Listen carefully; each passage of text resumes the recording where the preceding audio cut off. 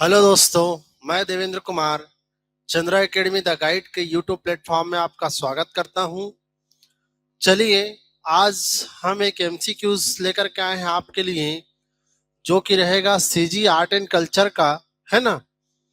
CG art and culture जानते ही हैं, यहाँ से कॉम्प्लिकेटेड क्वेश्चन लगभग बनते हैं ट्राइब्स को लेकर के, उनके कल्चर, उनकी संस्कृति को लेकर के, है ना। कौन विशेष विशेष जनजाति है, किसकी जनसंख्या कितनी है, किसका कौन सा डांस है, कौन सा आपका सॉन्ग है, ऐसे करके। तो ये सीजीपीएससी और आने वाले आपके व्यापम के जो एग्जाम है उसके लिए बहुत ही क्या है जी, उपयोगी है। तो ज्यादा से ज्यादा इसको अपने दोस्तों में आप शेयर कर दीजिएगा, ताकि उनकी तैयारी कितनी है और वो कितना का सही आंसर कर पा रहे हैं ये उनको समझ आए। ठीक, चलिए फिर स्टार्ट करते हैं। देखिए, पहला क्वेश्चन है हमारे पास।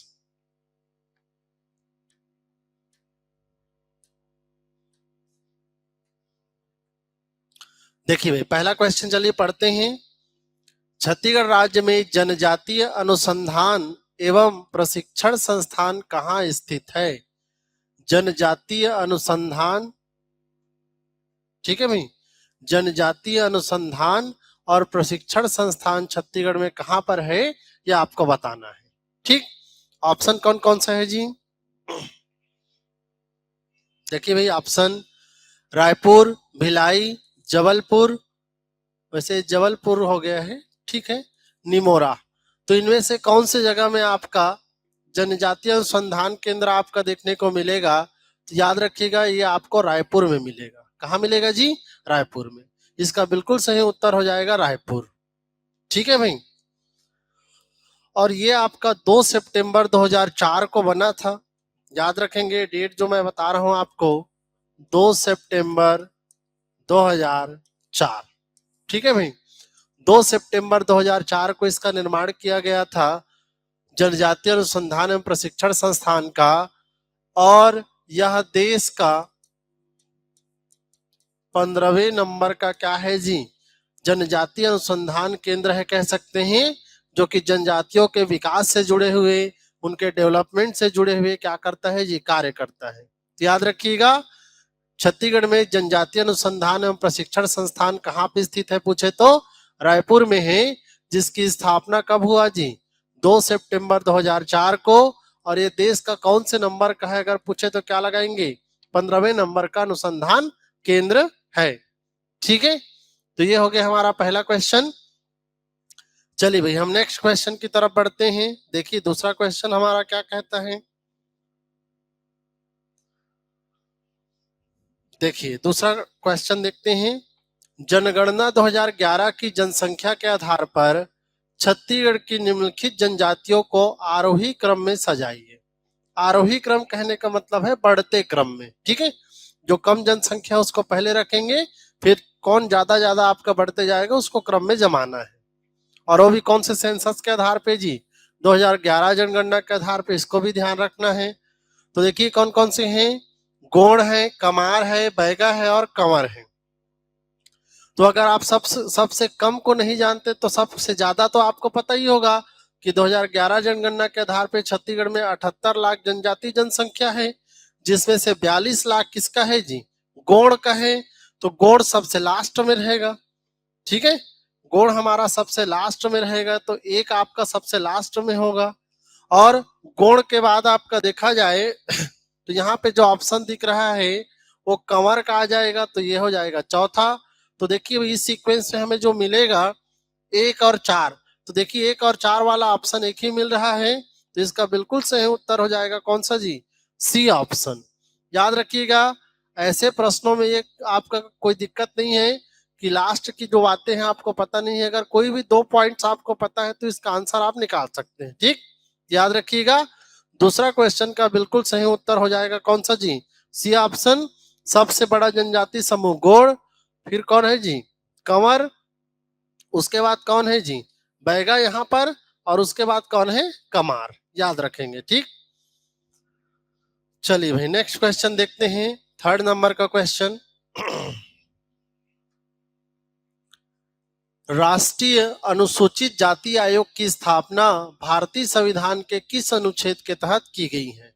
यहाँ पे याद रखिएगा, अनुसूचित जाति बोला है, शेड्यूल कास्ट बोला है ना, तो इसको थोड़ा सा ध्यान रखेंगे, ये शेड्यूल कास्ट की बात कर रहा है, ठीक है। तो अनुसूचित जाति आयोग की स्थापना भारतीय संविधान के किस अनुच्छेद के तहत किया गया है? चलिए भाई देखते हैं कौन कौन से आर्टिकल दिए गए हैं। अनुच्छेद 338, अनुच्छेद 250, अनुच्छेद 180, अनुच्छेद 142। तो आप सभी को पता होगा जी, ये बहुत ही प्यारा क्वेश्चन है। अनुच्छेद 338 के तहत एक अनुसूचित जाति आयोग की स्थापना की चर्चा हम देखते हैं, जो कि अनुसूचित जाति शेड्यूल कास्ट के विकास से जुड़ा हुआ क्या करता है जी, कार्य करता है, योजना वगैरह बनाता है, ठीक है। तो याद रखिएगा अनुच्छेद कौन सा है जी, 338।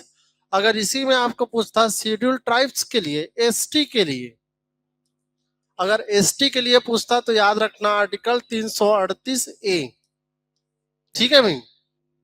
दोनों आर्टिकल्स को याद रखिएगा।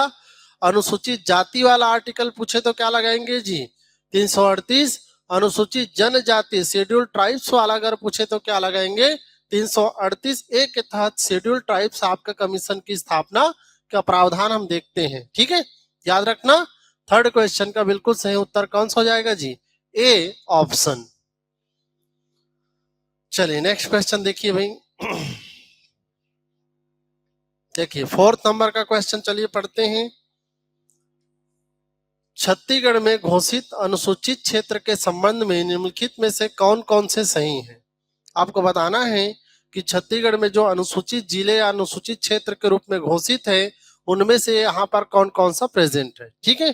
तो देखिए भाई, सरगुजा संपूर्ण जिला, तो सरगुजा जिला संपूर्ण आपका किस एरिया में आता है जी, शेड्यूल ट्राइब्स एरिया, अनुसूचित क्षेत्र में आता है, आप सभी को पता है, तो ये तो रहेगा ही रहेगा, ठीक है।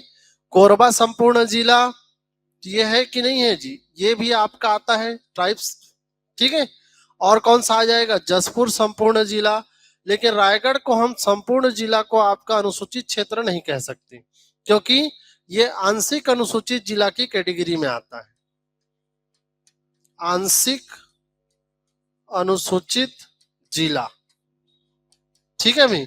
तो रायगढ़ को हम नहीं कह सकते, इसके पत्थल गांव एरिया है वो आपका आता है, लेकिन सभी जिला आपका अनुसूचित क्षेत्र की कैटेगरी में नहीं आता। तो ये तीसरा हट जाएगा। 1, 2 और 4 हमारा आंसर होगा। देखिए कहां पर है जी, 1, 2, 4 हमारा मिलेगा आपको कौन सा ऑप्शन में, डी ऑप्शन में। तो याद रखेंगे चौथा क्वेश्चन का बिल्कुल सही उत्तर कौन सा हो जाएगा जी, डी ऑप्शन हो जाएगा। यह आपका सरगुजा, कोरबा और जसपुर जो जिला है, यह पूर्णतः आपका अनुसूचित जिले की कैटेगरी में आते हैं, ठीक। चलिए आगे बढ़ते हैं, चौथा हो गया।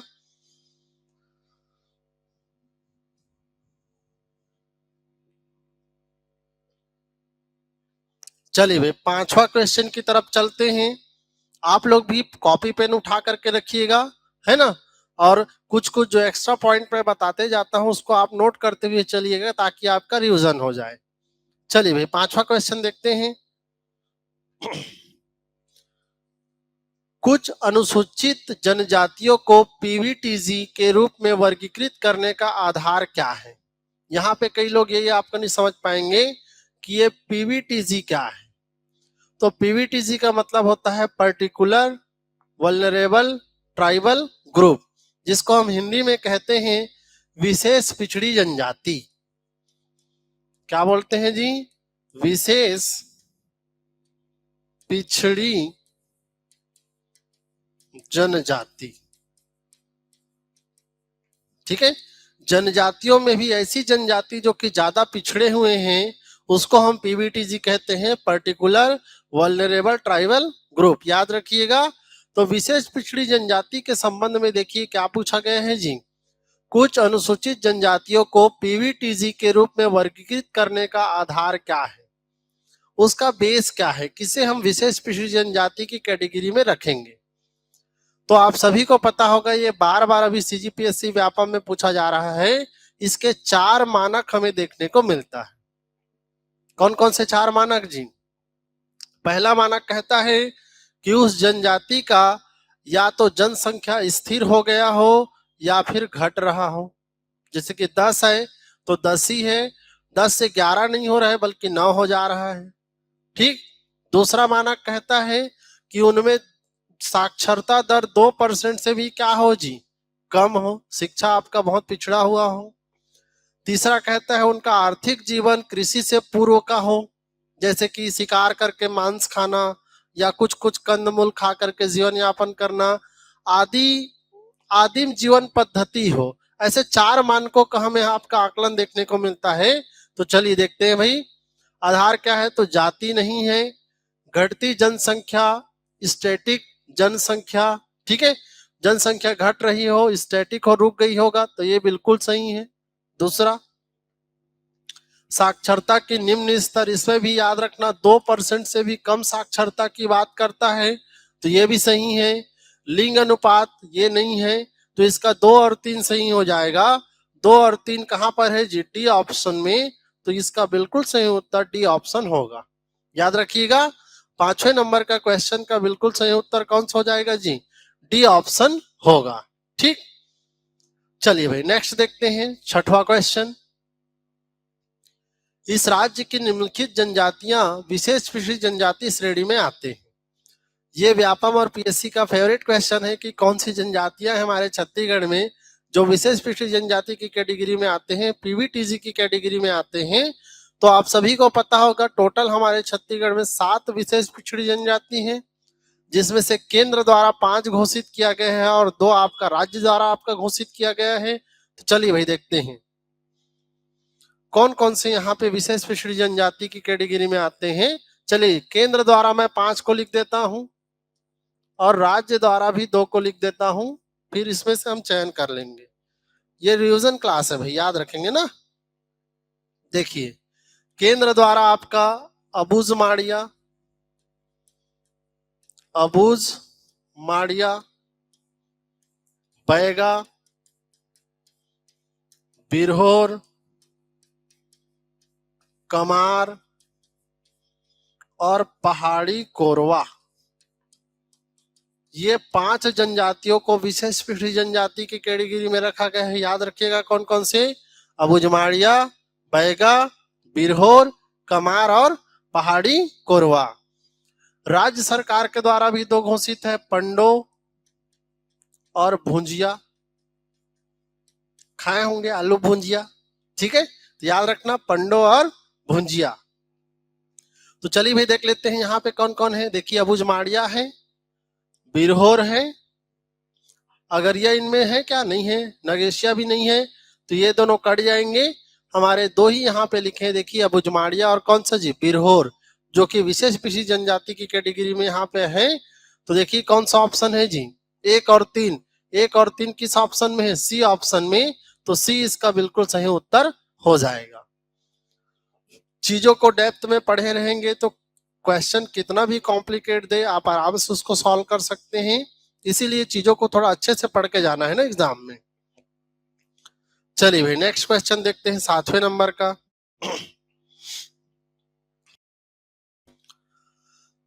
बेवार आदिम कृषि जनजाति द्वारा की जाती है। बेवार एक जानते होंगे, स्थानांतरित कृषि को बोलते हैं। आदिम कृषि जिसको लिखा है यहाँ पे, स्थानांतरित कृषि, स्थानांतरित कृषि।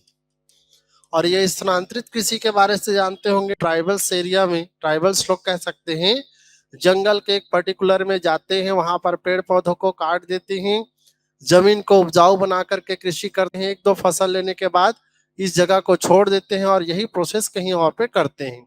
तो ऐसे स्थान बदल बदल के जो कृषि की जाती है उसको है, और किस जनजाति में उसको बेवार के नाम से जाना गया है, यही आपका प्रश्न है। तो ये बहुत सिंपल क्वेश्चन है। बेवार आपका कहा जाता है किसमें जी, बैगा में।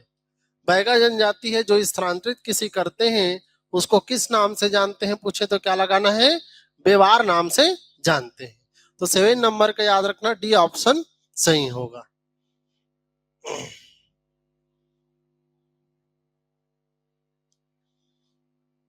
चलिए भाई 8वें नंबर का क्वेश्चन देखते हैं। आप लोग भी आंसर कर सकते हैं बीच में, अगर आपको कोई भी आंसर पता होगा तो। चलिए भाई 8वें नंबर का क्वेश्चन देखिए।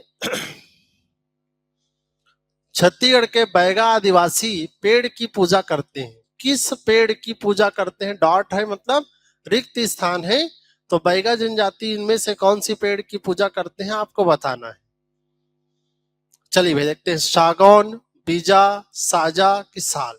तो सीधा सीधा आंसर बता देता हूं, 8वें का आंसर होगा साल। क्या होगा जी? साल वृक्ष की पूजा करते हैं कौन सी जनजाति? बैगा जनजाति, क्योंकि इनमें उनके एक देवता रहते हैं बूढ़ा देव। बूढ़ा देव का निवास माना गया है भैया। किसका निवास माना गया है जी? बूढ़ा देव का। इसीलिए उन लोग किसकी पूजा करते हैं? साल की पूजा करते हैं। तो याद रखिएगा, बैगा आदिवासी कौन सी आपके वृक्ष की पूजा करते हैं? तो साल। और इसमें कौन से देवता का निवास माना गया है? तो बूढ़ा देव का निवास उन लोग मानते हैं। यही साल की पूजा आगे चल के आप लोग पढ़ेंगे उराव जनजाति भी करते हैं। ठीक है, साल पर जब फूल आता है तो उन लोग सरहुल त्योहार मनाते हैं। तो आगे इससे रिलेटेड क्वेश्चन मिलेंगे। चलिए भाई 9 नंबर का क्वेश्चन, नाहर एक उप जाति है। आपको बताना है कि इनमें से कौन सी जो जाति है, जनजाति है, उसकी उप जनजाति नाहर है। चलिए भाई क्या होगा बताइए। तो चलिए भाई आंसर देखते हैं इसका। इसका भी आंसर डी ऑप्शन हो जाएगा। बैगा जो जनजाति है उसकी उप जनजाति है कौन सा जी? नाहर। जैसे कि इसी के और मिलेंगे नरौतिया, नरौतिया, भरौतिया, ठीक है, नाहर, ये सारे उपजातियां हैं। याद रखना किसके जी? बैगा का। तो 9 का बिल्कुल सही उत्तर कौन सा हो जाएगा? डी ऑप्शन बनेगा। चलिए 10वें नंबर का क्वेश्चन देखते हैं। कोरवा जनजाति का मुख्य देवी है। आपको बताना है कोरवा जो ट्राइब्स है, कोरवा जो जनजाति है, उसकी मुख्य देवी कौन है? चलिए भाई आंसर करिए। क्या क्या ऑप्शन है? खुड़िया रानी, कुदुरगढ़ीन, लंकेश्वरी की बिलई माता। तो सीधा सीधा इसका आंसर बता देता हूं मैं। कोरवा जनजाति की मुख्य जो देवी है वो कौन है जी? खुड़िया रानी। क्या नाम है भाई? खुड़िया रानी है। ये मुख्य जनजाति है, कोरवा के मुख्य आपका देवी है, याद रखिएगा, खुड़िया रानी। ठीक, चलिए नेक्स्ट क्वेश्चन देखते हैं 11वें नंबर का। कोरवा जनजाति में मृतक संस्कार को क्या कहा जाता है? ठीक है, जनजातियों में विशेष तौर पे देखे होंगे मृतक संस्कार का कॉन्सेप्ट मिलता है।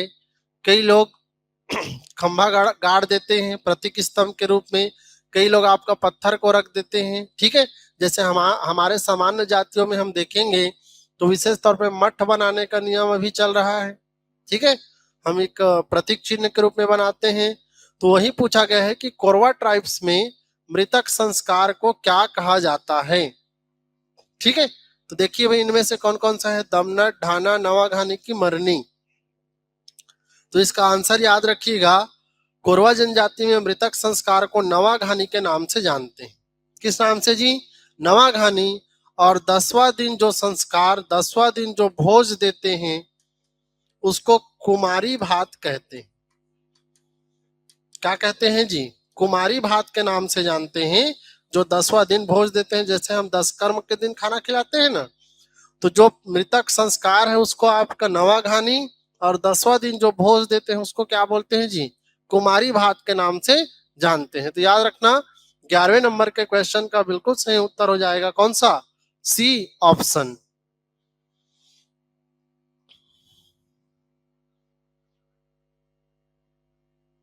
चलिए भाई 12वें नंबर का क्वेश्चन देखते हैं, बताइए इसका क्या होगा आंसर।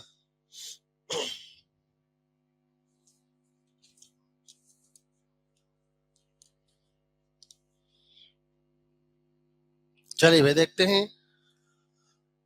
बैगा जनजाति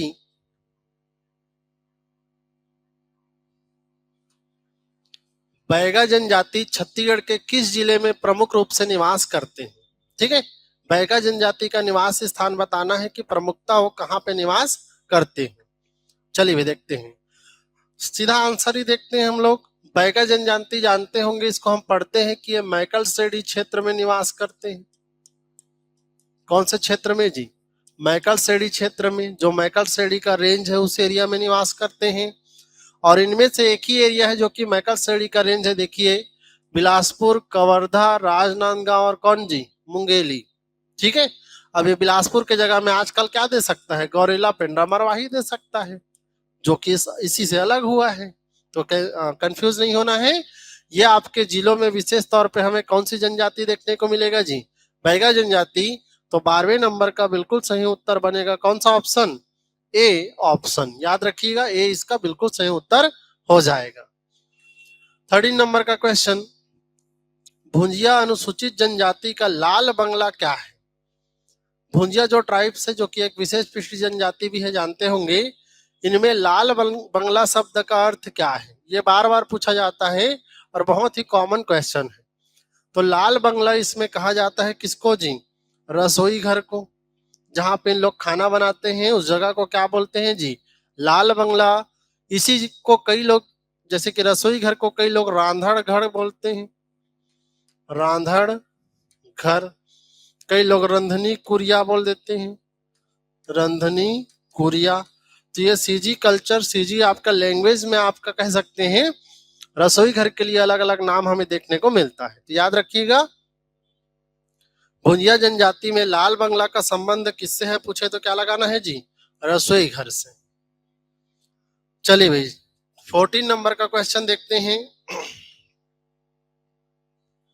इस राज्य की प्रमुख जनजाति गोंड की निम्नलिखित उप जनजातियां हैं। आपको बताना है गोंड जो जनजाति है उसकी उप जनजातियां इनमें से कौन कौन है। ठीक है, जैसे कि अभी हम लोग पैगा का देखे थे ना, उसी टाइप का। तो इसको मैं लिख देता हूं ताकि आपको दिक्कत ना हो। मुड़िया, माड़िया,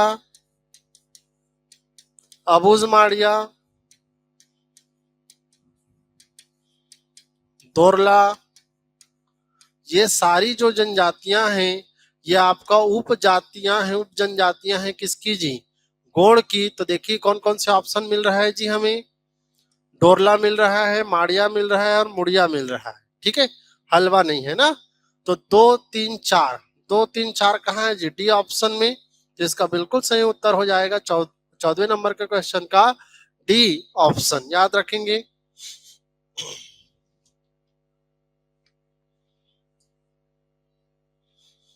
चलिए भाई 15वें नंबर के क्वेश्चन की ओर बढ़ते हैं हम लोग।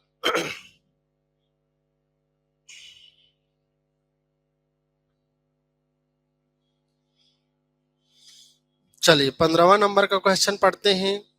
निम्नलिखित कथनों को पढ़िए। हमें स्टेटमेंट दिया गया है, इसको पढ़ करके हमें सही उत्तर का चयन करना है। आप सभी को पता होगा आजकल का जो व्यापम का पीएससी का पैटर्न हो गया है, स्टेटमेंट बेस वाले क्वेश्चन ज्यादा पूछा जा रहा है। ठीक है, तो ऐसे क्वेश्चन को भी प्रैक्टिस करके जाना जरूरी है ताकि आपको वहां पर जब मेन एग्जाम में आप जाए तो वहां पे कोई दिक्कत ना हो। चलिए भाई देखते हैं।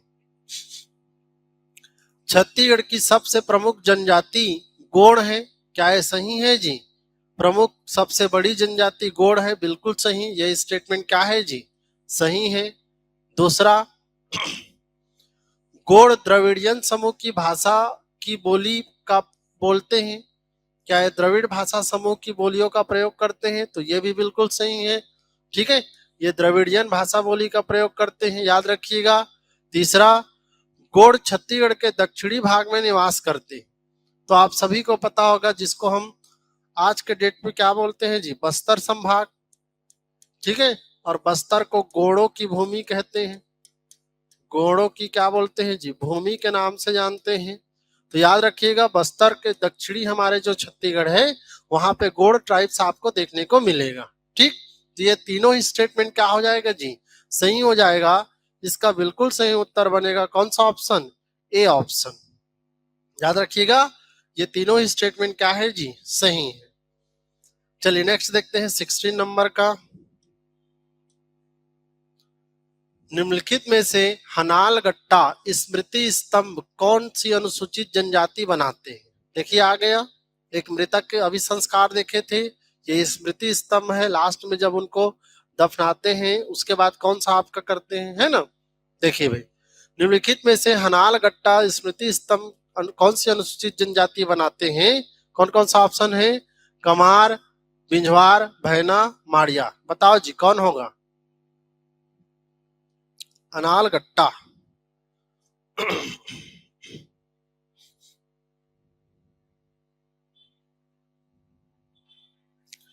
तो हनाल गट्टा जो आपका मृतक संस्कार स्मृति स्तंभ है, ये विशेष तौर पे कमार ट्राइब्स में देखने को मिलेगा।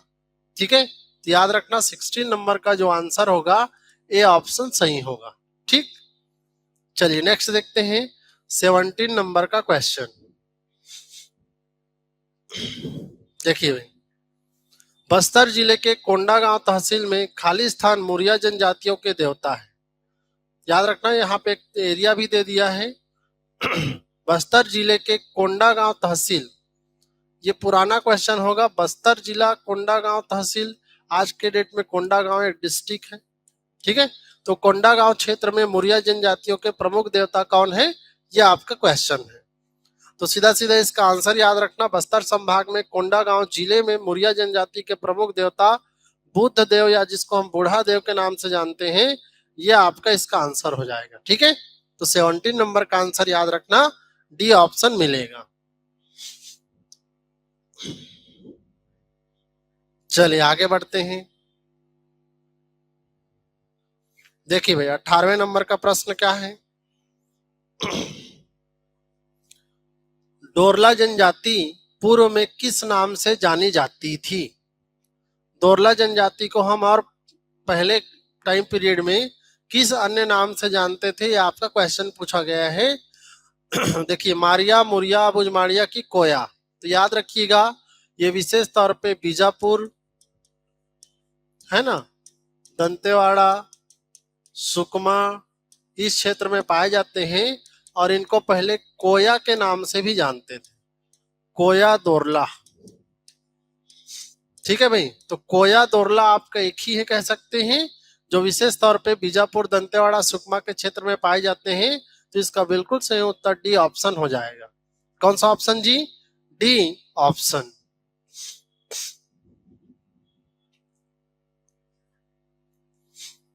चलिए भाई याद रखिएगा 18 नंबर के क्वेश्चन का कौन सा होगा आंसर जी, डी ऑप्शन होगा। चलिए 19 नंबर के क्वेश्चन की चर्चा करते हैं।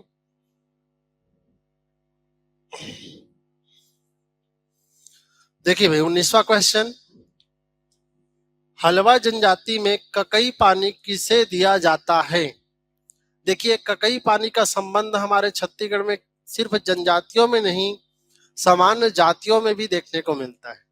और किसे बोलते हैं ककई पानी जी, जो प्रसूता स्त्री होती है, जिस महिला का डिलीवरी हुआ रहता है, वो थोड़ा कमजोर रहती है, और उसके बॉडी को स्ट्रॉन्ग करने के लिए हम लोग एक औषधीय पेय पदार्थ देते हैं, कह सकते हैं काढ़ा के रूप में, जिसको हम ककई पानी के नाम से जानते हैं। तो याद रखिएगा यह है क्या जी, प्रसूति को प्रसूति के बाद में दिया जाने वाला क्या है सी, औषधि पानी है, जिसको आप काढ़ा भी कह सकते हैं।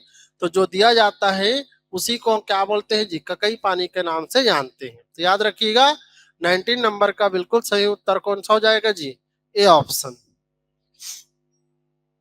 चलिए भाई नेक्स्ट, चलिए 20 नंबर का क्वेश्चन देखते हैं कौन सा है। देखिए 20 नंबर, नगेशिया जनजाति मुख्यतः छत्तीसगढ़ के निम्न जिलों में पाई जाती है। आपको बताना है नगेशिया जो ट्राइब्स है छत्तीसगढ़ के कौन से जिले में पाई जाती है। देखिए भाई कौन कौन सा ऑप्शन दिख रहा होगा, दंतेवाड़ा, बस्तर, कांकेर, राजनांदगांव, कबीरधाम, दुर्ग, बस्तर, कांकेर, धमतरी, रायगढ़, सरगुजा और जसपुर। तो जो नगेशिया ट्राइब्स है याद रखिएगा ये रायगढ़, सरगुजा, जसपुर के क्षेत्र में पाए जाते हैं। ठीक है, तो नगेशिया वाला आपका जो 20 नंबर का क्वेश्चन है ये डी ऑप्शन सही होगा। रायगढ़, सरगुजा और जसपुर क्षेत्र में कौन सी ट्राइब्स पाई जाती है जी, नगेशिया देखने को मिलेगा। ठीक, चलिए नेक्स्ट क्वेश्चन देखते हैं। देखिए कुड़ास और किसान इनमें से किस जनजाति की उपजातियां हैं। फिर वही उपजाति, आजकल याद रखना उपजातियों से बहुत सारे प्रश्न बन रहे हैं। तो चलिए इसका आंसर देखते हैं, कुड़ास और किसान इनमें से किस जनजाति की उपजातियां हैं। तो इसका याद रखना उराव लिख दिया है, एक्चुअल में क्या है जी, उराव। उराव जनजाति की उपजातियां हैं कौन कौन जी, कुड़ास, किसान, धनगढ़, धनका, ऐसी उपजातियां आपको किसकी मिलेगी, उराव जनजाति का मिलेगा। तो 21 का याद रखना बिल्कुल सही उत्तर कौन सा हो जाएगा जी, उराव हो जाएगा। चलिए भाई 22 नंबर का देखते हैं क्वेश्चन।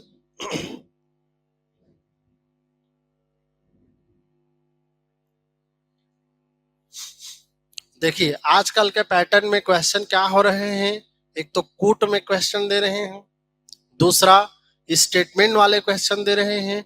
तो चीजों को एक तो अच्छे से पढ़ना पड़ेगा, दूसरा याद रखना सिर्फ थ्योरी पढ़ के आप एग्जाम नहीं निकाल सकते, आपको बहुत सारे एमसीक्यू सॉल्व करना पड़ेगा, प्रैक्टिस करना पड़ेगा, तब कहीं जाल के आपका क्या होगा जी एग्जाम में क्वेश्चन जल्दी बनेगा।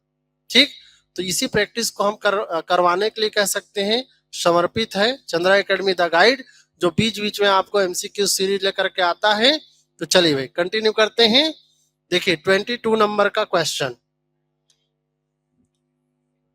निम्नलिखित में कौन सा प्रतीक छत्तीसगढ़ के रामनामी संप्रदाय का प्रमुख प्रतीक नहीं है। लास्ट में याद रखना क्या पूछा है जी, नहीं है पूछा है, तो रामनामी संप्रदाय का इनमें से कौन सा है जो एक प्रतीक के रूप में नहीं माना जाता, आपको बताना है। देखिए रामनामी में कई सतनामी भी कैटेगरी में आ जाते हैं, तो जैत खाम का प्रचलन उनमें देखने को मिलेगा। ठीक है भाई, गुरु घासीदास जी से जुड़े हुआ भजन खाम, जो भजन वगैरह होता है तो उसमें भी खंभा वगैरह का निर्माण करते हैं। जैसे कि जानते होंगे रामनामी भजन मेला जांजगीर चांपा जिला का बहुत फेमस है। मोर मुकुट का भी प्रचलन देखने को मिलेगा, ठीक है, लेकिन कहीं भी लाल वस्त्र का प्रचलन नहीं मिलता। तो यही आपका क्या हो जाएगा, नहीं है पूछा है तो यही क्या हो जाएगा, आंसर हो जाएगा। याद रखिएगा रामनामी संप्रदाय जैत खाम, भजन खाम, मोर मुकुट का प्रतीक का हमें देखने को मिलेगा, लेकिन लाल वस्त्र का प्रचलन हमें देखने को नहीं मिलता। ठीक,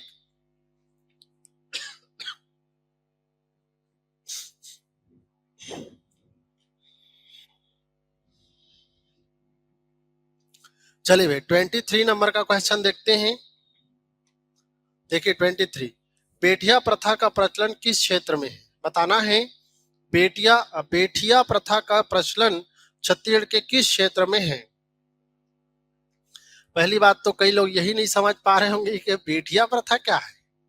तो याद रखना बेटिया प्रथा किसको बोलते हैं, बस्तर क्षेत्र में विशेष तौर पे प्रचलित देखने को मिलता है, जिसमें पूरे परिवार को आपका सहायता देने के लिए गोद ले लेता है कोई व्यक्ति, और पूरे परिवार की जो जरूरतें होती है, जो भी उनकी समस्याएं होती है, उसको क्या करता है जी, पूरा करता है। ठीक है, जिसे बस्तर क्षेत्र में किस नाम से जानते हैं, बेटिया प्रथा के नाम से जानते हैं। तो ये आपका 23 का बिल्कुल सही उत्तर हो जाएगा। कौन सा क्षेत्र, बस्तर क्षेत्र। और इस प्रथा का आपका क्या है अर्थ पूछे तो वही याद रखना, पूरे परिवार को सामूहिक रूप से क्या देना जी, लाभ देना, सहायता करना। ठीक, नेक्स्ट देखिए 24 नंबर का, निम्न कथनों को ध्यान पूर्वक पढ़िए और उसके बाद उत्तर कूट के आधार पर आपको सही उत्तर का चयन करना है। चलिए पढ़ते हैं। छत्तीसगढ़ में गोंड सबसे बड़ा जनजाति समूह है, तो हम कई बार पढ़ रहे हैं गोंड सबसे बड़ा है, सबसे प्रमुख है, तो बिल्कुल सही जी है, तो आपका स्टेटमेंट सही है। दूसरा, उराव सबसे छोटा जनजाति समूह है, कहीं पर ऐसा लिखा हुआ मिलता है कि सबसे छोटा जनजाति समूह उराव है, नहीं। ठीक है। तीसरा, कमार और पहाड़ी कोरवा विशेष पिछड़ी जनजाति है, तो अभी मैंने आपको बताया प्रीवियस कुछ क्वेश्चन में कि विशेष पिछड़ी जनजाति की कैटेगरी में कमार भी शामिल है और कौन शामिल है जी, पहाड़ी कोरवा। तो ये स्टेटमेंट भी सही हो जाएगा। तो 1 और 3 सही है और 2 क्या हो जाएगा जी, गलत। तो 1 और 3 कौन सा ऑप्शन में मिलेगा, सी ऑप्शन में मिलेगा। याद रखिएगा 24 का सी ऑप्शन बिल्कुल सही हो जाएगा। चलिए नेक्स्ट क्वेश्चन की तरफ बढ़ते हैं।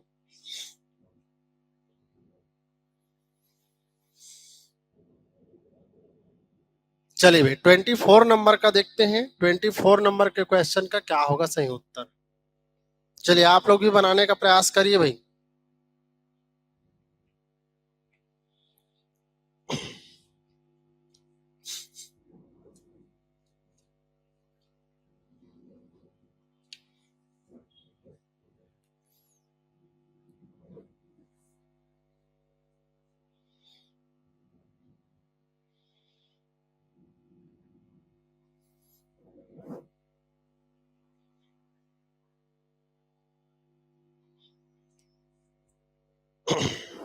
चलिए देखें, आप लोग बना लिए होंगे। चलिए मैं इसको ट्राई करता हूं बनाने का।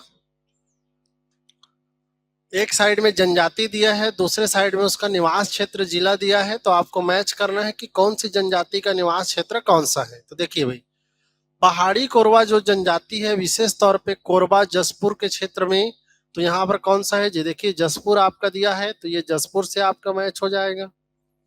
भुंजिया जनजाति की बात करें तो विशेष तौर पे गरियाबंद के क्षेत्र में, तो ये गरियाबंद से आपका आपका मैच हो जाएगा। ठीक है, नेक्स्ट है बिंझवार जनजाति। तो बिंझवार जनजाति जानते होंगे बलौदा बाजार सोना खान के क्षेत्र में, जहां से हमारे एक स्वतंत्रता सेनानी वीर नारायण सिंह का आपका योगदान देखने को मिलता है। 1857 की क्रांति के प्रथम शहीद के रूप में वो कौन सी जनजाति से थे, बिंझवार जनजाति। तो बिंझवार बलौदा बाजार भाटापारा। और अबुझमाड़िया जो जनजाति है इसका संबंध किससे है जी, नारायणपुर से देखने को मिलेगा। तो कौन सा क्रम बनेगा जी बताइए, 2, 3, 1 और 4, ये आपका क्रम बन जाएगा।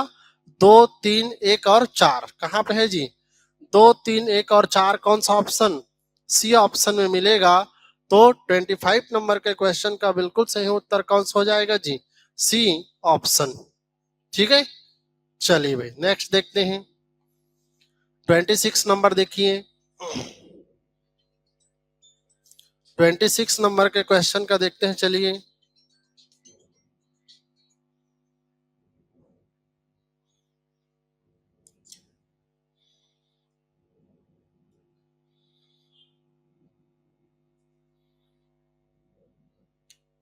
चलिए भाई 26 नंबर के क्वेश्चन देखते हैं।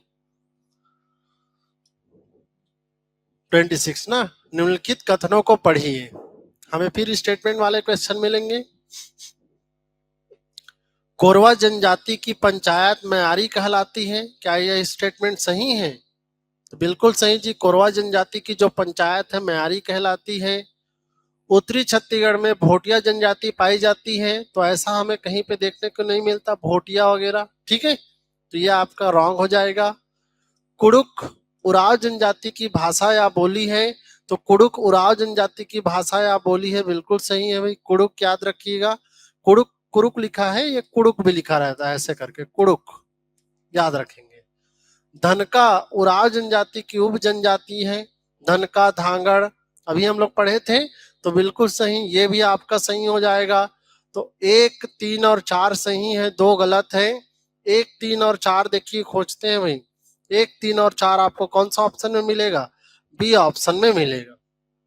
तो याद रखेंगे 26 का बिल्कुल सही उत्तर कौन सा ऑप्शन हो जाएगा जी, बी ऑप्शन होगा। चलिए नेक्स्ट क्वेश्चन देखिए।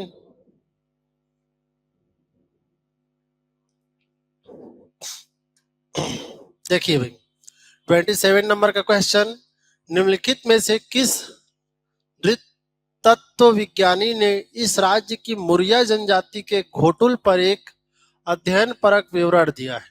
ठीक है, कहने का मतलब कौन से ऐसे समाजशास्त्री या पर्सन हैं जिन्होंने घोटुल पर रिसर्च किया है, उस पर एक अध्ययन करके एक लेख दिया है। तो आप सभी को पता होगा यार, इनमें सबसे फेमस जो पर्सन आपको दिख रहा होगा वेरियर एल्विन, जो कि छत्तीसगढ़ में जनजातियों पर रिसर्च करने वाले बहुत ही बेहतरीन पर्सन हुए, जो कि माने जाते हैं जनजातियों के रिसर्च में, घोटुल वगैरह के रिसर्च में इतने इन्वॉल्व हो गए कि इन्होंने एक जनजातीय महिला से विवाह कर लिया, सोचिए। ठीक है, तो देखिए भाई इसका बिल्कुल सही उत्तर हो जाएगा कौन सा जी, वेरियर एल्विन। और इन्होंने बुक भी लिखा है the Muria and their Ghotul, and their Ghotul. ठीक है, ये बुक का नाम भी याद रखिएगा, क्या पता पूछ दे आपको the Muria and their Ghotul किसकी बुक का नाम है, तो वेरियर एल्विन की बुक का नाम है, जिन्होंने इस पर रिसर्च किया है। ठीक, चलिए 28 देखते हैं। निम्नलिखित जनजाति और उसके युवा गृहों को सुमेलित कीजिए। देखिए युवा गृह का कॉन्सेप्ट बहुत आपका प्रचलित है, कह सकते हैं जनजातियों में। युवा गृह का मतलब शिक्षा स्थल या विद्या स्थल कह सकते हैं, जहां पर जनजाति युवक और युवतियां एक दूसरे से मिलते हैं, जीवन साथी का चुनाव करते हैं, सामाजिक और सांस्कृतिक शिक्षा लेते हैं उस जगह को क्या बोलते हैं जी? युवा गृह के नाम से जानते हैं। और अलग अलग जनजातियों में उसे अलग अलग नामों से जाना गया है। तो चलिए भाई देखते हैं किस जनजाति में क्या नाम से जानते हैं। जैसे परजा है, भारिया है, उराव है और भूइया है। चलिए इसको सही मैच करते हैं। देखिए जो आपको पहले आता है उसी को बना लो, कोई दिक्कत नहीं है, ठीक है। जैसे कि ये जो आपका भारिया है, ये भारिया जो जनजाति है, ये आपका घसर वासा युवा गृह को कहते हैं, ठीक है। तो याद रखना भारिया का घसर वासा। उराव की बात करें तो उराव का धूमकुरिया होता है, ऐसे याद कर लेना। उराव लोग आपका पढ़े लिखे होते हैं, पढ़े लिखी जनजाति मानी जाती है। तो पढ़े लिखे लोग क्या मचा देते हैं जी? धूम मचा देते हैं, ठीक है। तो उराव का धूमकुरिया याद रखना, भारिया का घसर वासा। इसको भी ऐसे कोरिलेट कर सकते हैं। भारिया अगर हिंदी में देखेंगे तो भारिया का अर्थ होता है पत्नी, ठीक है। और पत्नी जो विशेष तौर पे देखेंगे बर्तन वगैरह मांजने के लिए घस घस के मांजती है, ऐसे घसर घसर, ठीक है, घसर वासा। नेक्स्ट देखिए भुइया, तो भुइया को रंग बंग कर दो भाई, भुइया का क्या हो जाएगा जी? रंग बंग। और कौन बच गया? परजा, तो परजा का हो जाएगा धागा बक्सर, ठीक। तो ये इसका क्रम बनेगा, क्रम बना देते हैं चलिए। ए का 3, बी का 1, सी का 4 और डी का 2। तो 3 1 4 2 इसका आपका हो जाएगा। देखिए 3 1 4 2 कहां पर है जी? बी ऑप्शन में मिलेगा 3 1 4 2। तो ये इसका बिल्कुल सही उत्तर हो जाएगा, याद रखना 28 का, ठीक। तो कुछ को रिलेट करके भी आपको चीजों को याद रखना है ताकि एग्जाम में आए तो कोई कंफ्यूजन ना हो। चलिए भाई नेक्स्ट क्वेश्चन देखते हैं।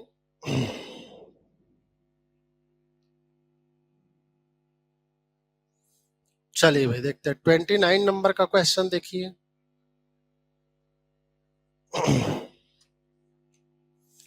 लमसेना विवाह किस जनजाति में होता है?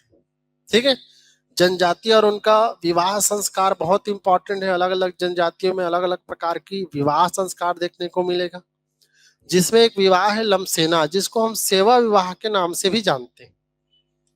कौन सा विवाह जी? सेवा विवाह के नाम से जानते हैं, जिसमें आप सभी को पता होगा कि लड़का है लड़की के घर में जाता है और वहां पर लड़की के परिवार वालों का क्या करता है जी? सेवा करता है, ठीक है। और फिर फाइनली आपका उन दोनों का क्या करा देते हैं जी? शादी करा देते हैं।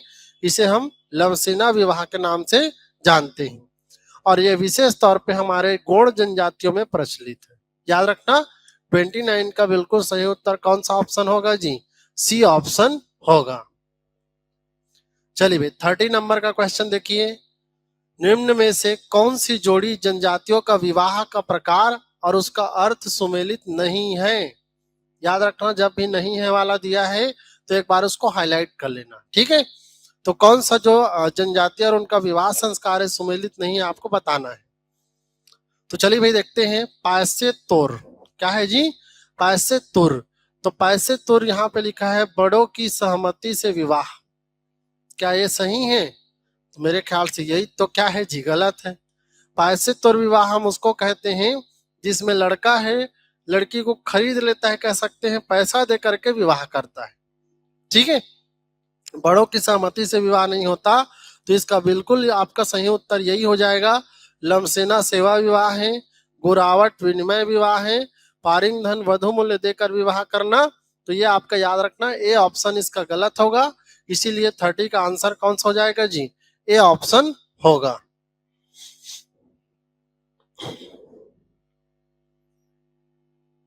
चलिए 31 नंबर का जो क्वेश्चन इसको देखते हैं। देखिए निम्न सूचियों को सुमेलित कीजिए। यहाँ पर भी 2 सूचियां हैं और उनको सुमेलित करके कूट में हमें क्या करना है जी? आंसर देना है। चलिए भाई देखते हैं। जनजाति विवाह और वास्तविक नाम। क्रय विवाह, ठीक है। तो क्रय विवाह खरीद करके विवाह अभी हम लोग देखे थे, पैसे तौर हो जाएगा। नहीं, इसको पारिंग धन कहते हैं। क्या बोलते हैं जी? पारिंग धन के नाम से भी जानते हैं, ठीक है। सेवा विवाह, तो सेवा विवाह किसको बोलते हैं? लमसेना। और अपहरण विवाह की बात करें तो अपहरण विवाह कौन हो जाएगा जी? पैसे तौर। कई बार क्या होता है, पैसा दो और नहीं देते तो फिर अपहरण करके भी विवाह कर लेते हैं, उसको बोलते हैं, याद रखिएगा। और गंधर्व विवाह को पोटा विवाह के नाम से भी जानते हैं। तो इसका सही मैच आपका देखिए 1 2 3 4 देखने को मिल रहा होगा। 1 2 3 4 इसका आंसर हो जाएगा ए ऑप्शन। याद रखिएगा 31 नंबर के क्वेश्चन का बिल्कुल राइट आंसर कौन सा हो जाएगा जी, ए ऑप्शन होगा।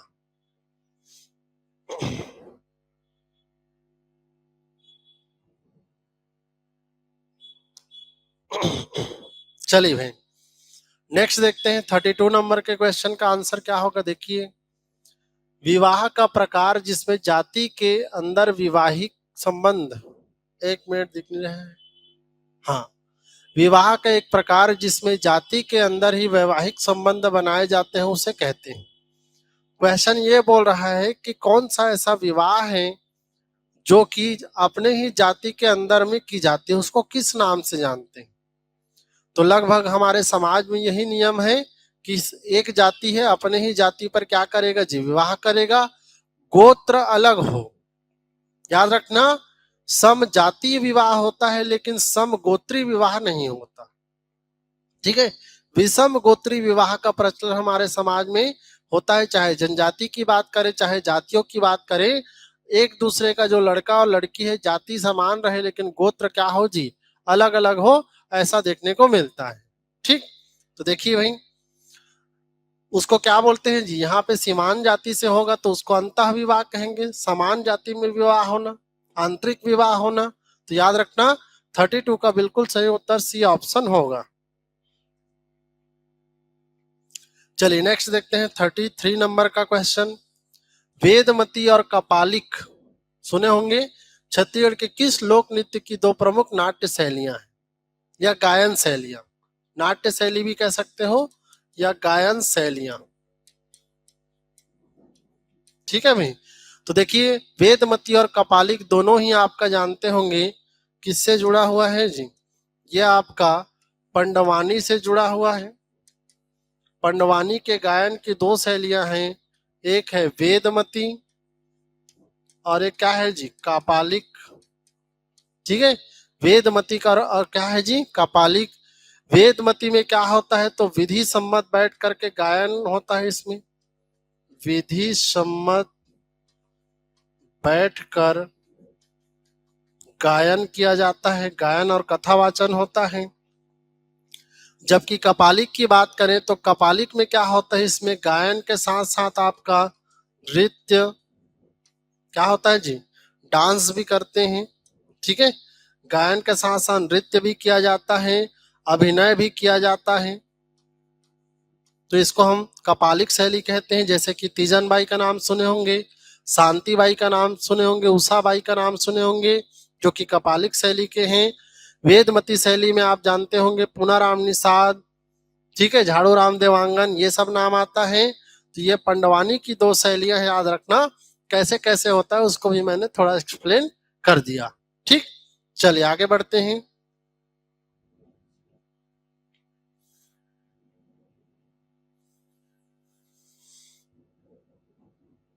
देखिए भाई 34 नंबर का क्वेश्चन देखते हैं, जो कि अभी जो हम लोगों ने एक्सप्लेन किया उसी से जुड़ा हुआ है। पूनाराम निषाद किस शैली से में पंडवानी गायन करते हैं। तो पूनाराम निषाद का जो पंडवानी गायन शैली है वो याद रखना कौन सा है जी, वेदमती शैली है। ठीक है, तो इसका सीधा आंसर हो जाएगा वेदमती शैली। चलिए भाई 35 नंबर का क्वेश्चन देखिए। छत्तीसगढ़ की लोक गायन परंपरा में भरथरी गाथा के गायन को अक्षुण्य रखने का श्रेय किस कलाकार को जाता है। या क्वेश्चन सीधा सीधा ये पूछा जा रहा है कि भरथरी गायन से संबंध इनमें से कौन सा आपका नाम है, कौन सा व्यक्ति है। रेखा देवार, सूरजबाई खांडे, तीजन बाई, उषा बाई। तो अभी अभी मैंने बताया तीजन बाई और उषा बाई, इन दोनों का संबंध तो किससे है जी, पंडवानी से है। जबकि भरथरी गायन के लिए फेमस जो है कौन है जी, सूरजबाई खांडे, जो कि स्वर्गीय हो चुकी हैं, इनका निधन हो चुका है। तो याद रखना सूरजबाई खांडे इसका बिल्कुल सही उत्तर हो जाएगा 35 का। चलिए नेक्स्ट देखते हैं। चलिए भाई 36 नंबर के क्वेश्चन पे चर्चा करते हैं। चलिए, चंदैनी गीत नृत्य का कथानक क्या है? ठीक है, या चंदैनी जो गीत होता है, नृत्य होता है, उसमें प्रमुख पात्र कौन कौन होते हैं, किस पर आधारित है? ढोला मारू, हीर रांझा, लोरिक चंदा की नल दमयंती? तो बहुत फेमस है, जानते होंगे। चंदैनी जो गीत या नृत्य है, ये लोरिक और चंदा के प्रेम प्रसंग पे आधारित है। प्रणय गीत है, नृत्य है, कह सकते हैं लोरिक और चंदा। ये एग्जाम में आता है ना, जिसमें लोरिक का संबंध किस जगह से है? तो रीवा से है। और चंदा का संबंध किससे है? तो आरंग से है। ये भी एक बार क्वेश्चन पूछा गया था। तो लोरिक रीवा और चंदा आरंग से याद रखना। इसको लोरिक चंदा के नाम से भी जानते हैं और चंदैनी गीत भी कहते हैं। चलिए नेक्स्ट देखते हैं 37। रहस्य के मंच को क्या कहा जाता है? रहस्य जो एक आपका जानते होंगे नाट्य है, नाटक है, कह सकते हैं। उसके मंच को हम किस नाम से जानते हैं, बताना है। रासधारी, रास बेड़ा, रास खम, किनमें से कोई नहीं? तो उसको मेन एक शब्द है रास बेड़ा, या रास बेड़ा ऑप्शन में नहीं देगा तो सीधा सीधा बेड़ा भी दे सकता है। तो याद रखना, बेड़ा कहते हैं रहस्य का जो रंग मंच होता है, उसको बेड़ा के नाम से जानते हैं। चलिए भाई नेक्स्ट देखते हैं 38 नंबर का क्वेश्चन।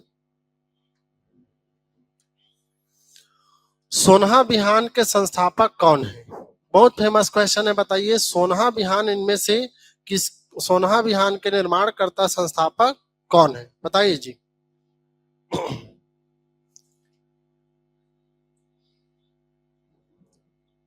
देखें, देखिए ऑप्शन क्या क्या है। ममता चंद्राकर, रामचंद्र देशमुख, दाऊ महासिंह चंद्राकर, हबीब तनवीर। तो याद रखना 38 का बिल्कुल सही उत्तर सी ऑप्शन हो जाएगा, दाऊ महासिंह चंद्राकर। ममता चंद्राकर का जो नाचा पार्टी है उसको हम चिन्हारी कहते हैं, ये भी याद रखना, चिन्हारी। रामचंद्र देशमुख चंदैनी गोंदा वगैरह भी कहते हैं इसको, चंदैनी गोंदा इनका आपका, ठीक है। हबीब तनवीर नया थिएटर, नया थिएटर, ऐसा आपका इनका आपका देखने को मिलेगा नाचा पार्टी। तो याद रखना 38 का सोनहा बिहान जो आपके संस्थापक है कौन है जी? महासिंह चंद्राकर इसका आंसर बनेगा।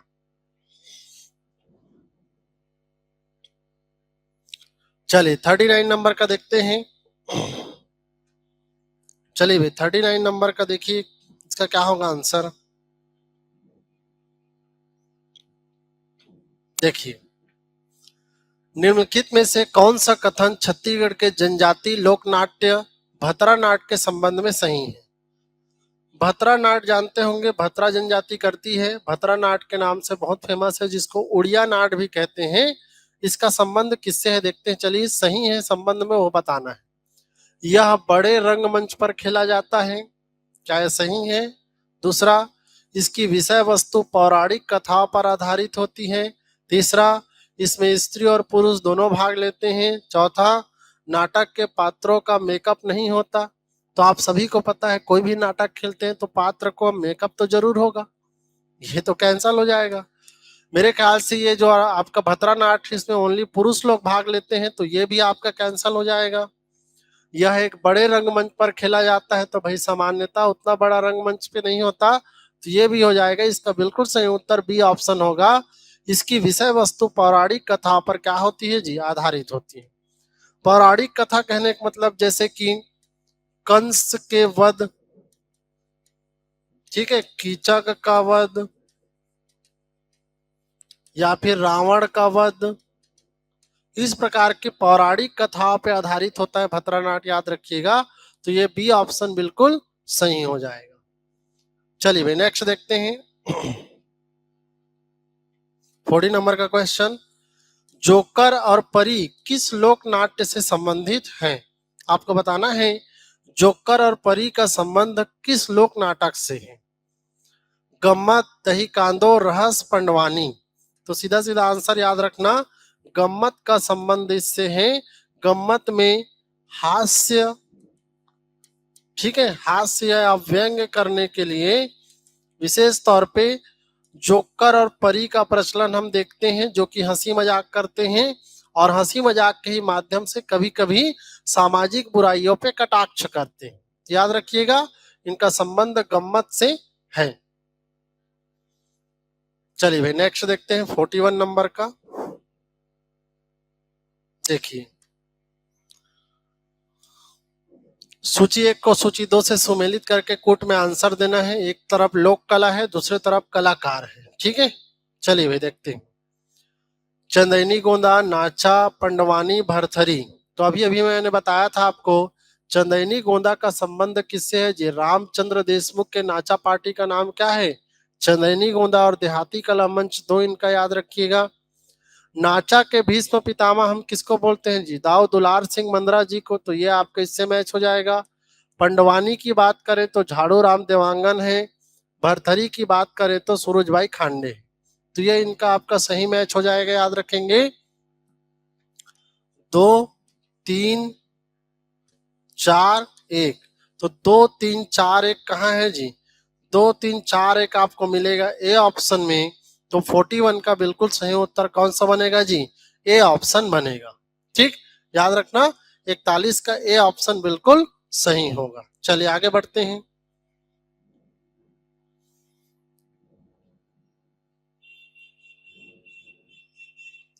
चलिए भाई देखते हैं 42 नंबर का क्वेश्चन क्या बोलता है।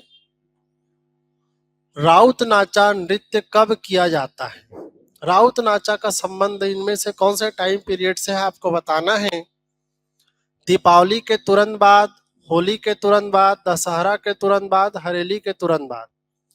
तो एक्चुअल में देखा जाए तो ये आपका दीपावली के बाद में जो कार्तिक प्रबोधनी का जो टाइम पीरियड होता है, ये आपका ए सही लग रहा है। ठीक है, यही आएगा जो आपका कार्तिक प्रबोधनी का जो टाइम होता है, कार्तिक प्रबोधनी।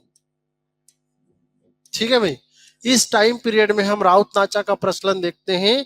पूरे छत्तीसगढ़ में सबसे प्रसिद्ध राउत नाचा कहाँ का है जी? तो सबसे प्रसिद्ध राउत नाचा आप लोग पढ़े होंगे, बिलासपुर का राउत नाचा है, जो कि 1978 में स्टार्ट हुआ है।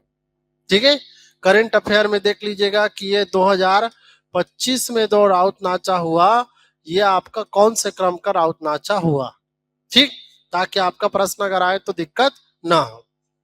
याद रखना, 42 का आपका किससे होगा जी? ए ऑप्शन बिल्कुल सत्य हो जाएगा। चलिए 43 नंबर देखिए।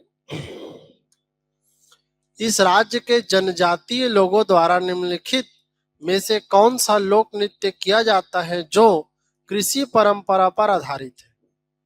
कृषि परंपरा पर आधारित है, कृषि से जुड़ा हुआ है, ऐसा कौन सा लोक नृत्य या गायन है? देखिए, कर्मा, कक्षार, सुआ की राउत नाचा। तो इसका सीधा सीधा आंसर याद रखना कर्मा है, जिसका संबंध कृषि परंपरा पर आधारित होता है, जिसमें कर्म सेनी देवता या देवी की पूजा वगैरह भी की जाती है। ठीक है, तो याद रखना 43 का ए ऑप्शन बिल्कुल सत्य होगा। चलिए 44 देखते हैं। मांदरी नृत्य कौन करते हैं?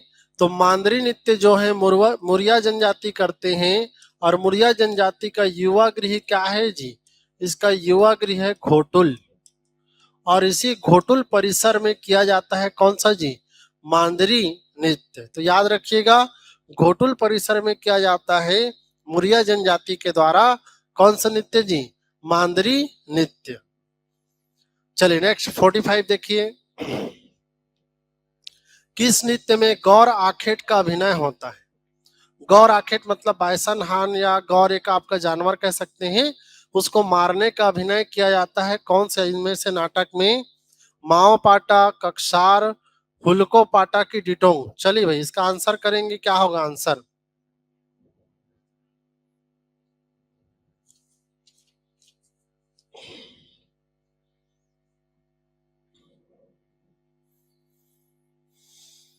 तो सीधा सीधा इसका आंसर याद रखना 45 का कौन सा हो जाएगा जी? माओ पाटा है, जिसमें गौर आखेट का आपका अभिनय किया जाता है।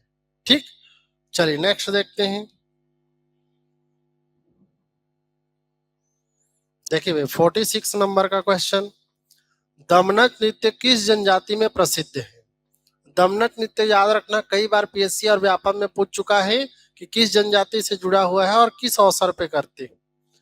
तो याद रखना, दमनच जो नृत्य है वो आपका पहाड़ी कोरवा जनजाति से जुड़ा हुआ है। ठीक है भाई। और इसे विवाह के अवसर पे करते हैं। किस अवसर पे जी? विवाह के अवसर पे। और याद रखना, दमनच नृत्य को भयोत्पादक नृत्य भी कहा जाता है। देखिए भाई, इसको भय उत्पन्न करने वाला नृत्य, भयोत्पादक। कौन सा नृत्य बोलते हैं इसको जी? भयोत्पादक। अब इसको भयोत्पादक नृत्य क्यों बोला गया है? देख के डर लग जाता होगा कि भाई कैसे डांस कर रहे हैं। वैसे देखेंगे शादी पर भी हमें जो पौआ मारे रहते हैं उनका डांस पूरा आपका भयोत्पादक होता है कि नहीं होता जी? ऐसे ऐसे करके किसी को भी मार सकते हैं, पीट सकते हैं। तो याद रखना, दमनच जो नृत्य है ये आपका विवाह के अवसर पे पहाड़ी कोरवा जनजाति करते हैं और इसको क्या बोला गया है जी? भयोत्पादक नृत्य के नाम से जाना गया है। चलिए 47 नंबर का देखते हैं।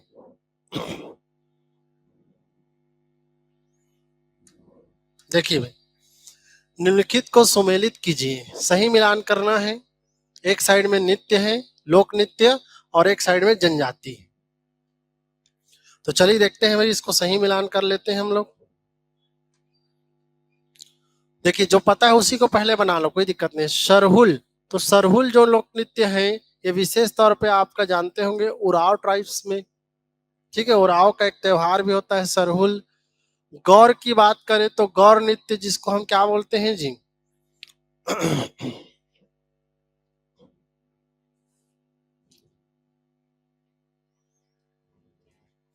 गौर नृत्य जो है विशेष तौर पे माड़िया जनजाति में, याद रखना। ठीक है, जिसमें बायसन हार्न पहन करके आपका नृत्य किया जाता है, जिसको वेरियर एल्विन या किसी ने क्या बोला था जी? विश्व का सबसे सुंदर नृत्य बोला था गौर नृत्य को, याद रखेंगे। इसके बाद देखते हैं हम लोग कक्सार। तो कक्सार कौन सी जनजाति में होता है जी? बताइए, मुड़िया की अबुझ माड़िया। ठीक है, देख लेते हैं। चलिए, कौन सी जनजाति में होता है, चलो कमेंट करो। कक्सार याद रखना अबुझ माड़िया जनजाति में प्रचलित है। ठीक है, और हुल्की जो है, हुल्की पाटा मुरिया जनजाति में प्रचलित है। तो ये इसका सही मैच हो जाएगा। 2, 3, 4 और 1। 2, 3, 4, 1 कहाँ है? देखिए 2, 3, 4, 1 आपको एक ही ऑप्शन में मिल रहा होगा जो कि ए ऑप्शन है। तो 47 का बिल्कुल सही उत्तर कौन सा हो जाएगा जी? ए ऑप्शन होगा, याद रखेंगे भी। चलिए 48 देखते हैं। चलिए भाई 48 का आंसर करेंगे, कमेंट करेंगे सब लोग।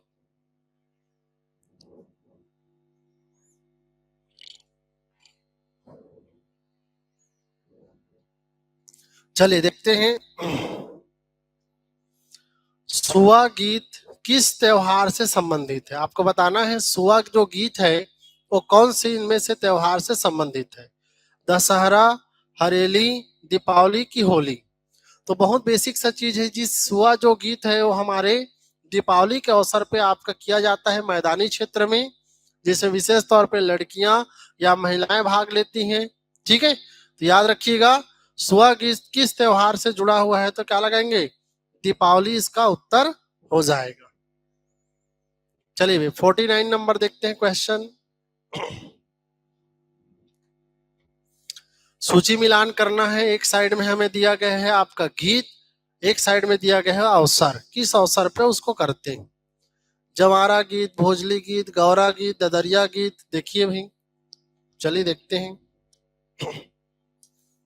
देखिए, ददरिया पहला देख लेते हैं। ददरिया जिसको हम लोकगीतों का राजा के नाम से भी जानते हैं, जो कि लव सॉन्ग प्रणय गीत कहलाता है, श्रृंगार गीत कहलाता है। तो ये आपका बी से आपका मैच हो जाएगा, सेकंड से डी का। ठीक है, इसके बाद देखते हैं भोजली। भोजली कब मनाते हैं जी? बताइए। जवारा देख लेते हैं। चलिए, जवारा विशेष तौर पे कुंवार के महीने में हम लोग करते हैं, याद रखना कुंवार का महीना जवारा हो जाएगा। ठीक है, इसके बाद देखिए दीपावली के अवसर पे हम गौरा गौरी आपका गीत गाते हैं। अहो गौरा देखिएगा, शिव पार्वती से जुड़ा हुआ। ठीक है, और भोजली गीत का आपका क्या हो जाएगा जी? सावन भादो का आपका जो समय है, ठीक। तो ये इसका क्रम बनेगा कौन सा, चलिए देख लेते हैं। 3, 4, 1 और क्या है जी 2। तो 3, 4, 1, 2 देखिए, 3, 4, 1, 2। तो 3, 4, 1, 2 आपको कौन सा ऑप्शन में मिलेगा? ए ऑप्शन में मिलेगा, जो कि बिल्कुल सही उत्तर हो जाएगा, ठीक। तो 49 का याद रखिएगा, ए ऑप्शन सही होगा। चलिए भाई, आज का हमारा अंतिम प्रश्न है, 50वां क्वेश्चन कह सकते हैं। इसका एक सेकंड पार्ट भी आएगा, तो सेकंड पार्ट को भी आप मत भूलिएगा देखना। चलिए इसको कंप्लीट कर लेते हैं, 50 नंबर का क्वेश्चन को पहले।